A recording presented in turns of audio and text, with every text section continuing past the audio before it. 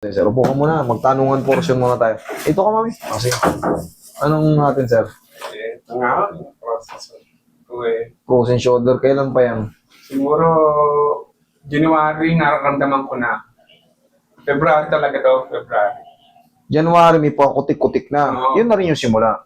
Ang bilang yan, January, nararamdaman mo na eh. February, March, April, May, June. Oh. Sige, mami, mag-video kayo. Walang problema. Oh, kahit video. Kahit live, pwede kayo mag-live. Pero ang gagawin ko lang, pag nag-live kayo, hanggat maaari, limitahan nyo yung mga, uy, galing kami kayo, no? Galing kami, mababa. Yun lang. Kasi live, hindi na ma-edit yan. May sponsor kami, mapapagalitan tayo. Baka madimanda ako sa ano. Oh, pwede kong video lang, wala yan. O, magmula ron sa labas namin, video yung buong palibot namin. Okay lang yan. Walang bawal dito. Para malaman nyo rin kung yung, ano yung eksaktong ginawa ko sa inyo, na-record nyo lahat, yung mga sinabi ko. Yo! 6 months frozen. Dito sa kabila. Parang Meron na rin na. nakakahawa na ho din, nakakahawa na ho rin eh. May ano na rin, may kagat-kagat na rin, pero hindi pa. Pero syempre, dyan naman nagsisimula yan eh. Kailangan kasi, pero pagka inangat mo, para kang hindi po pwede. Siyempre, kailangan ng balikat natin. Manayad lang. Hindi po pwedeng nagpipilitan pa tayo. 6 months. Okay. Diabetic, hindi naman. Medyo kaya. Pre-diabetic o boundary, ganyan. Diabetic pala eh.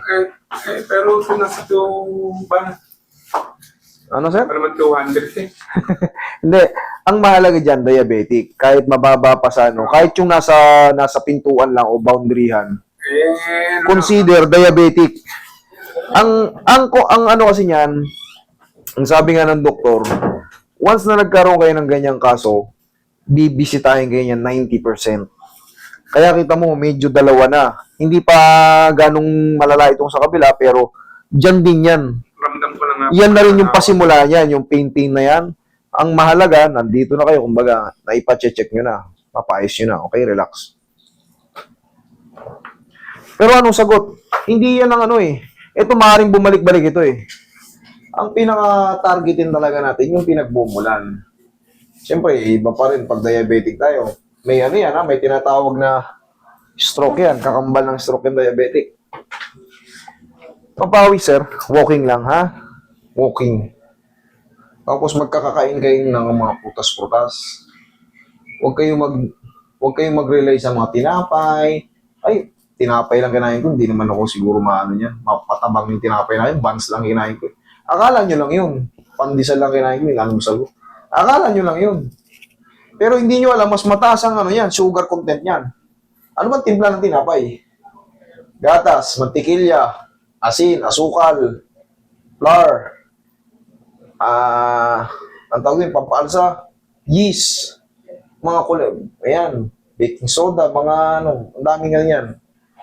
Mga margarine, mga ano yan, mga fatty foods, mantika, vegetable oil. Pero ang sagot pa rin,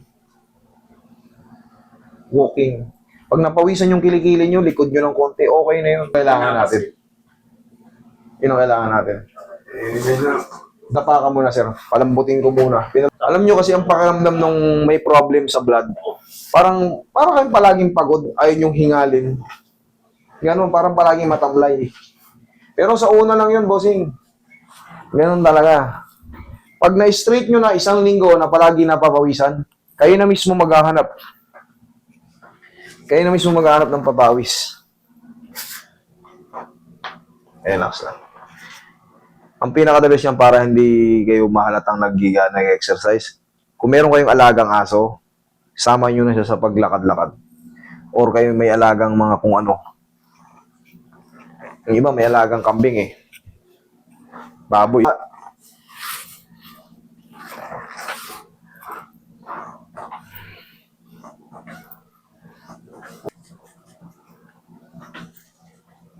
Roy, diyan ka lang, bossing ha.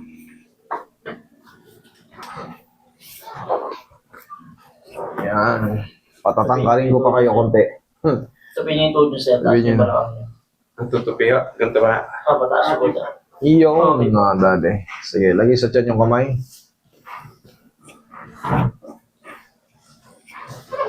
Okay, relax lang. Inhale.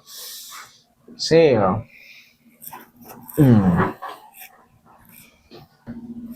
In a few seconds lang. Okay. Opo, ito na yung finance, sir. Ito na yung paghandaan mo.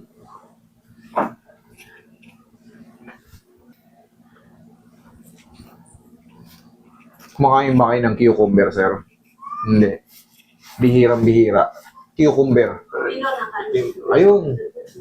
Pipino, yan. Kumain kayo niyan. Para kahit paano ma-neutralize yung mga kinakain nating mga taba at alat.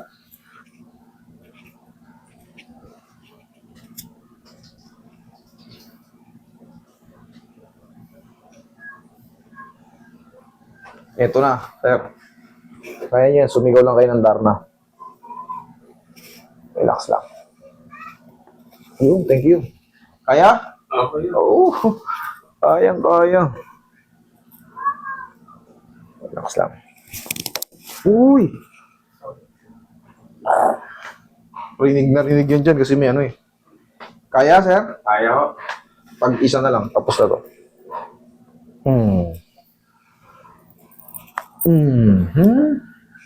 Kaya?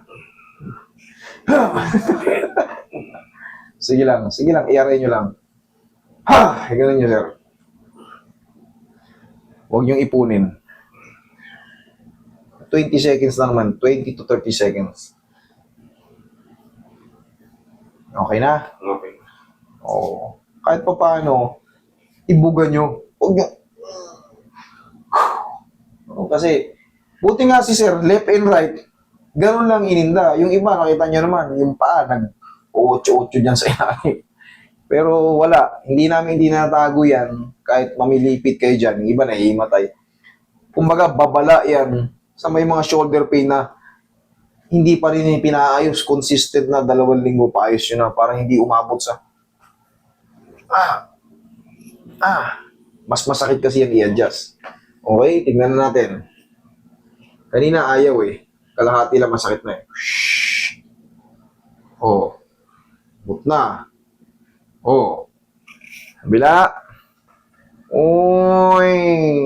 Oh, lambot. Okay? Konting pain pero may kapalit. Tapos sir, normally may pain pa ng konti yan. Konti lang naman. Tapos, magsusubside yan every day na lumilipas. Okay? Sir? Sir, hindi. Sir, Okay. pwede ba yung nakikita kong pinanulugutok yung bed din? Sa balakang? Ay, walang problema. Higa kang patagilid.